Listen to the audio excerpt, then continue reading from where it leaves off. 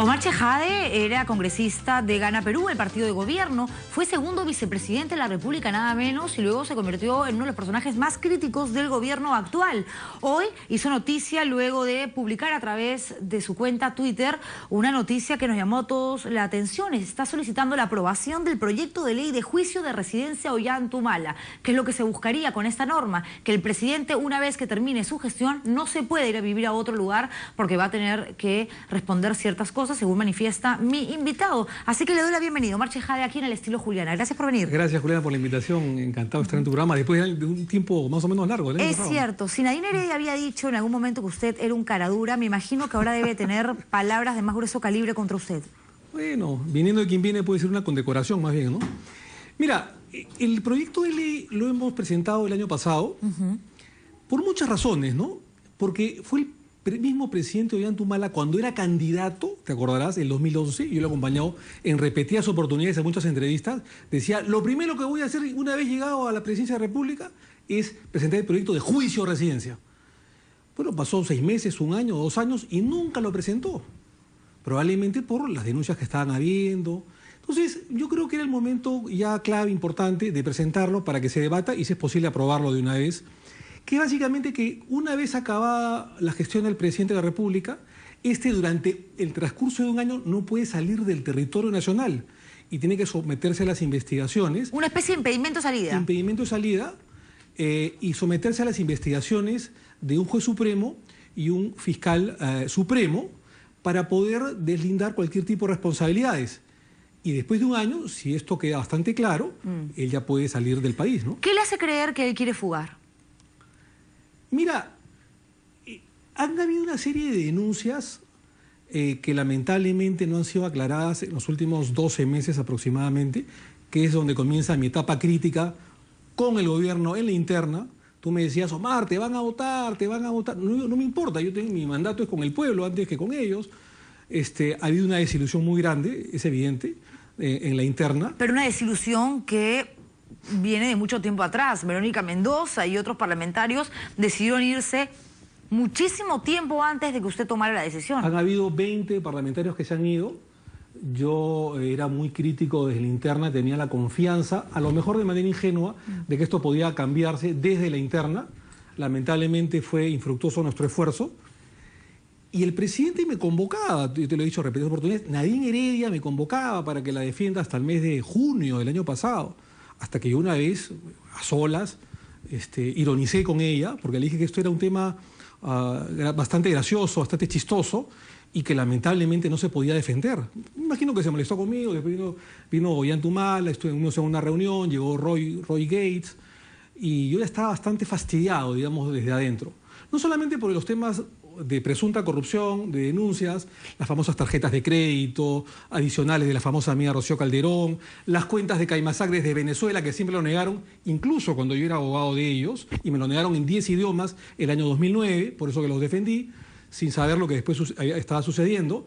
Las agendas con cuentas extraordinarias que a nadie nos dijeron, y por supuesto temas como por ejemplo las supuestas coimas que vienen desde Brasil. Eso me hizo tomar una decisión y creo no haberme equivocado. ¿Qué tanto cree usted de que sea cierto esto que se está diciendo en Brasil? Que todavía es una teoría, una hipótesis de la policía brasileña. Esto quiere decir, usted es abogado, que es una investigación preliminar. Tiene que pasar luego a la fiscalía brasileña y luego las autoridades judiciales determinarán. Sin embargo, hoy ha sido capturado en Suiza, detenido, la persona que habría coimeado con $3 millones a Ollanta Humala. ¿Tiene consistencia? ¿Sabes qué pasa, Juliana? Que el rompecabezas cada día se arma más, ¿no es cierto? Porque en las agendas, las últimas agendas, efectivamente Nadine ponía OHT y ponía 3 millones. Entonces habría habido una transferencia de dinero, no muy santa por supuesto, aparentemente en abril o mayo del 2011, no declarado, de $3 millones de esta empresa a la campaña de Humala, de Nadine y del nacionalismo, que seguramente no se invirtió en la campaña, sino se habría invertido en fondos personales. Y esto es un cúmulo de cosas que han venido sucediendo y que lamentablemente, mi querida Juliana, no se han podido deslindar. Porque más allá que el premier salga vanamente a decir que esto es una calumnia o una difamación, yo digo, ¿de qué? cuando se dice que están en campaña. ¿Campaña de qué? Finalmente, tú lo has manifestado, Urresti no levanta, tiene 1 o 2%. Lo que ha dicho Pedro Cateriano, el presidente del Consejo de Ministros, es que esta denuncia tiene como trasfondo un aprovechamiento electoral. ¿Pero aprovechamiento electoral contra quién? El nacionalismo no existe, lamentablemente, Juliana. O sea, si tú dices que el nacionalismo estuviera pues en 8, 10, 12%, tuviera un protagonismo electoral, yo le puedo creer al ministro Cateriano. Además, el tema no ha sido, digamos, generado, no ha tenido como matriz Perú, sino Brasil. Es una red internacional, ¿no es cierto?, de coimas a nivel internacional que han pasado por varios países. Uno de ellos, el Perú, aparentemente no solo en este gobierno, sino aparentemente en anteriores, ¿no? De acuerdo, y las agendas de hecho podrían servir para determinar hasta qué punto se pueden entablar ciertos nexos, vínculos, para saber qué fue lo que sucedió, tomando en cuenta de que la primera dama está siendo investigada por el supuesto delito de lavado de activos. Sin embargo, con este precedente que acabamos de ver del tema de Petroperú con Rómulo León y demás, y Discover, la empresa no pasó nada porque justamente el elemento principal para probar fue descalificado por ser prueba ilícita. Claro, lo más seguro es que con las agendas pase lo mismo. Prueba ilícita porque fueron robadas, no sirven. Claro, es la teoría del fruto del árbol envenenado. Lo que sabemos de derecho penal sabemos que si el árbol está envenenado, los frutos también están envenenados, prueba ilícita y por lo tanto no tienen validez y por lo tanto no es carga probatoria para determinar la responsabilidad penal o no. Pero acá hay un tema político, ¿no es cierto? Estamos hablando del presidente de la República y la primera dama. Y yo te soy bien sincero, Juliana, con todo el cariño que te tengo, yo no creo que el presidente de la República sea un corrupto. Yo no creo que el presidente de la República sea un coimero. Por eso lo acompañamos con tanta devoción. En los últimos años fuimos amigos y esperemos que seamos amigos hasta el día de hoy. Lamentablemente yo no puedo decir lo mismo de la señora Nadine Heredia. No puedo hablar de su honradez ni de su caminar derecho, ¿no es cierto? Yo, a la luz de los hechos, te puedo ya decir, Juliana, estoy en condiciones de decirte al público que a la señora Nadine Heredia le gusta el dinero como caramelo, ¿no es cierto? Y yo creo que a la luz de los hechos y por el volumen de las denuncias, yo creo que ya debería hacerse un chequeo porque aparentemente estaría con diabetes, ¿no? ¿Usted cree que Nadine Heredia sí pudo haber recibido una coima de 3 millones de dólares? A mí no me queda la menor duda. No lo puedo probar porque este es un tema, digamos, que tendrá que pasar por el tamiz del Poder Judicial, el tamiz del Ministerio Público, de la Policía. Yo no puedo adelantar opinión, pero si me apuraras, todos los indicios razonables parecen decir de que esto se manejaba a nivel familiar. Es decir, la señora Nadine Heredia, su hermano Ilan, la señora Rocío Calderón, su gran amiga que le daba tarjetas adicionales, que se compraba no solamente chocolates Godiva, sino encajes venecianos, ropa de 5.000, 10.000 dólares, cuando no tiene ningún tipo de oficio ni beneficio, digamos, contablemente, y que además, digamos, en el caso de la señora Rocío Calderón, por ejemplo, no tiene cómo probar haber comprado hace 5 o 6 años una casa en La Molina de 2 pisos por casi 800.000 dólares. 780.000 dólares costó la casa de Rocío Calderón hace 5 o 6 años. Debe costar más de $1.000.000. Sus ingresos no le dan para eso. Entonces estamos hablando de testaferros, estamos hablando de una red de corrupción en la interna. Me da pena por el presidente que está secuestrado y me da pena por el presidente que, repito, yo no creo que sea un corrupto ni un coimero, su esposa lo hace caer en todo este tipo de cosas. Ok, pero no es un bebé de teta el presidente de la República y en caso sea cierto lo que usted menciona, que además es complicado, delicado y grave, porque estaría hablando prácticamente de una banda, de una organización criminal en Palacio de Gobierno, por Dios. El presidente no puede decir que no sabe nada. Y finalmente, a pesar de que no sea uno el que vaya, pida una coima, reciba dinero de manera ilícita, es también responsable. Una responsabilidad política muy grave. No solamente política, penal también mañana si esto se comprueba, porque ves y te quedas callado, está siendo cómplice de un delito. Probablemente, por lo que es su esposa, es madre de sus hijos, yo lo lamento. Pero yo te voy a contar una anécdota y se la voy a contar a la audiencia por primera vez. Lo cuento porque creo que es de interés nacional y debo decir, no es una confidencia, ni una infidencia, mejor dicho, pero sí es una confesión que creo que el público lo debe saber. El año pasado, dame un minuto y medio, el año pasado, Juliana, el presidente de la República me llama a mi teléfono personal y te digo la fecha y la hora, 19 de junio del 2015. ¿Eran amigos todavía? Sí. Me llamaba para defender a su esposa, me llamaba Nadine Heredia, yo estaba fastidiado, pero lo hacía porque, bueno, estaba en el barco y, bueno, después ya, digamos, me abstuve de hacerlo.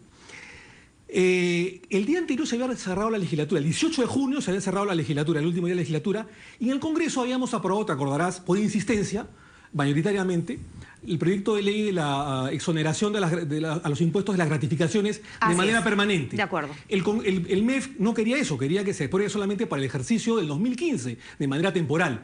En el Congreso nos pusimos de pie y la mayoría, incluyendo algunos de la bancada, dijimos no.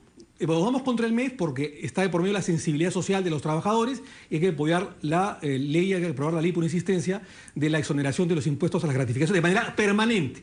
Incluso Marisol Espinosa y Daniela Bogotás votaron a favor de esta insistencia conmigo. El presidente estaba medio fastidiado. Me llamó a mi celular, de manera muy amical, muy cordial, me citó a Palacio a las 11:30 de la mañana. Asistí. Me explicó todo el tema, discutimos cordialmente, nos dimos la mano, le hice entender mis razones porque había votado en contra del Ministerio de Economía y Finanzas. Cuando estaba por retirarme de esa reunión que duró aproximadamente 1 hora, que conversamos otras cosas personales, digamos, que no las puedo comentar, me dice, Omar, ¿has visto, pero preocupado, muy preocupado, ¿has visto las noticias el día de hoy? El presidente de la República rara vez me ha hecho comentarios de temas internacionales, lo cual me llamó la atención. Y me dijo, y yo le digo, Yanta, ¿qué ha pasado? Algo había escuchado por la radio, por supuesto. Han detenido, me dice con este tono, a Marcelo Odebrecht. Han ido a la cabeza. Y yo le digo, ¿y por qué estás preocupado? No, me dice, por la noticia sorprendente, me dice. Estoy preocupado porque la noticia es sorprendente. Han detenido, no te das cuenta, me dice con este tono. Han detenido a la cabeza de Odebrecht, al propio Odebrecht está detenido, el propio dueño fundador de la empresa brasileña está detenido, la policía lo ha detenido. ¿Sabes qué? En ese momento me pareció raro que el presidente me dio una noticia internacional que puede tener cierto revuelo, pero que no tenía nada que ver con él. Han pasado 8 meses y ahora entiendo la preocupación del presidente de la República. O sea que Ollanta Humala, en caso sea cierto lo que manifiesta la policía de Brasil, sí sabía perfectamente en qué estaba metida supuestamente su esposa, tomando como, digamos, referente la teoría que usted acaba de manejar. Yo no soy pitonizo, te repito, no puedo adelantar opinión judicial, porque a pesar que soy abogado y tengo un olfato legal y soy congresista, hay que dejar que las autoridades del Ministerio Público y la Fiscalía del Poder Judicial de Perú y Brasil investiguen. Pero si tú me pides un adelanto de opinión, creo que esto huele a pescado podrido y creo que el presidente de la República debe conocer las actividades ilícitas de su esposa, ¿no? Caramba. Por lo tanto, considera que si no se aprueba este proyecto de ley de juicio de residencia, lo más seguro es que la pareja presidencial se vaya. Y yo no creo que se apruebe por una razón sencilla. Esto se ha presentado a la Comisión de Constitución, en la cual tienen como presidente a Fredo Tarola, que es un incondicional pues, de Nadine y Ollanta Humala. Es evidente, ha sido pues ministro en 2, 3 carteras, presidente de comisiones, jefe de bancada. Entonces, es un chicheñó, digamos, ¿no? Entonces, a mí no me cabe la menor duda que esto va a ser petardeo en la Comisión de Constitución. Hablando del caso Odebrecht, y antes de pasar a otro tema, ayer Jenny Vilcatoma, estando con nosotros aquí, nos contó lo que sucedió cuando ella preparó un informe que tenía que ver con este tema, porque había una persona que estaba relacionada de una u otra manera a esta empresa brasileña, y que el propio Daniel Figalo, ex ministro de Justicia, se encargó de que no fuera más allá. Mira, yo creo que en ese tema ha habido varias aristas, ¿no es cierto? Un desmedido interés de un ministro de Justicia, pero también no se puede aprobar, mi querida Juliana, yo lo critiqué en su momento y lo voy a ratificar, a pesar de mis discrepancias con Nadine y con el presidente y con parte del gobierno, que tampoco puedes grabar a tu jefe, pues, ¿no? O sea, si yo soy yo he sido parte de la Procuraduría Anticorrupción, he tenido más o menos el mismo cargo que Jenny Vilcatoma. He discrepado muchísimo con la ministra Zavala, que es amiga mía, pero discrepaba, he tenido polémicas muy controvertidas y jamás se me hubiera ocurrido chantarle por debajo de la mesa a mi ministra una grabadora para tratar de filmarla o de grabarla, porque me parece una falta de respeto, ¿no? Entonces, si tú desconfías de tu ministro, te vas, pues, ¿no? Me hablaba de que hasta junio, julio del año pasado todavía el vínculo con la pareja presidencial era fuerte. Usted visitaba el despacho de Ollanta Humala, conversaba con Nadine, recibía llamadas telefónicas, a pesar del disgusto que ya le habían generado una serie de situaciones que al final lo llevaron a ser un personaje tan incómodo que lo votaron. En realidad lo votaron. Pero eso es un honor, ese retiro, esa expulsión es un honor. Digamos, ok, pero hago todo este preámbulo por lo siguiente. La campaña electoral está ahorita quizás en su momento más movido por todo lo que está sucediendo. Sin embargo, quienes postulan la presidencia van cocinando todo esto con cierta anticipación. Y se habla de que Julio Guzmán sería el candidato de Palacio de Gobierno. Si esto fuese cierto, evidentemente esto lo han tenido que trabajar hace mucho rato, más de 1 año, 2 años. ¿Cree usted, por lo tanto, que Julio Guzmán podría ser el candidato oculto de la primera dama? No, porque yo creo que la capacidad intelectual y organizativa de ellos no es tan grande como para poder organizar algo en 2 años y de manera tan minuciosa. Yo lo descarto. Una última pregunta. Habló hace un rato de la que supuestamente sería una especie de mafia, banda criminal en Palacio de Gobierno. Grave lo que ha dicho, ¿eh? Y menciona a Ilan Heredia, el hermano de la primera dama, a la propia Nadine Heredia, a Rocío Calderón con sus tarjetas. Tarjetas, casas y ventas y compraventas muy raras, ¿no? En ese rompecabezas, ¿aparece o no Martín Belaúnde Locio? Ellos han tenido una relación muy cordial y muy amical durante muchos años, sobre todo entre el 2006 y el 2011. Tengo entendido que él tuvo otra opción política el 2011 en la primera vuelta por Castañeda Locio, que creo que es pariente de él, y después apoyó en la segunda vuelta. Yo no soy amigo de Martín Belaúnde, lo he visto una sola vez en mi vida, de manera muy circunstancial, y yo creo que cuando hay mafias y cuando hay redes de corrupción, mi querida Juliana, siempre se llama lo que se denomina el compartimentaje, que lo hacía Montesinos, ¿no? Es decir, lo que sabe el lado A o el lado blanco no lo sabe el lado azul o el lado B. ¿No es cierto? Que cada uno tenía su propia comunicación sin tener conexión una con otra, ¿no? Si Fujimori tuvo un Montesinos, si usted habla de supuestos testaferros en este gobierno, ¿quién sería el Doc, el Vladi de Ollantumala? Nadie, porque no, en el gobierno lo que lamentablemente existe es la improvisación, ¿no? Es decir, actúan de manera, y los conozco perfectamente, muy reactiva, muy biliática, ¿no? Hay mucha bilis de por medio, mucha emoción, mucha emotividad. En el gobierno de Fujimori, al que yo combatí y que por supuesto nunca votaría por ellos, por lo menos debo reconocer que había inteligencia, había mucho maquiavelismo, pero había una mente brillante, para lo malo, pero brillante. Acá, malo o bueno, no hay brillantez, o sea, hay emoción, emotividad. Una última pregunta, Marisol Espinosa llegó con usted a ocupar un puesto muy importante, primera vicepresidenta nada menos de la República. Dijo cuando se sumó a las filas de Alianza para el Progreso que apenas viese algo que le pareciera algo turbio, raro, iba a dar un paso al costado. No solamente no lo ha dado a pesar de las denuncias contra César Acuña, sino que se mantiene en cura de silencio, no dice absolutamente nada. Y usted la defendió más de una vez aquí, sentado allí. Y la voy a seguir defendiendo porque es una gran persona, un personaje político que lamentablemente ha sido denostada, maltratada por este gobierno, especialmente por Nadine Heredia, ¿no? De manera injusta, y es una magnífica parlamentaria. Yo le recomendé en algún momento, porque sabía que si iba a ir donde Acuña, que no tome esa decisión, que mire otras alternativas, cuando todavía mucha gente no sabía lo que era Acuña, ¿no? El tiempo lamentablemente me dio la razón, no la voy a criticar, en algún momento le recomendé que no lo hiciera y creo que el tiempo me dio la razón, ¿no? ¿Debería dar un paso al costado como lo hizo Humberto Lay? Esa es una opción de ella. En todo caso, creo que muchos deberían dar un paso al costado, no solamente ella, ¿no? En eso estoy de acuerdo. Gracias por haber venido, Gracias, señor Juliana. Tejada. De pausa comercial y regreso con Rodolfo Pérez, vocero.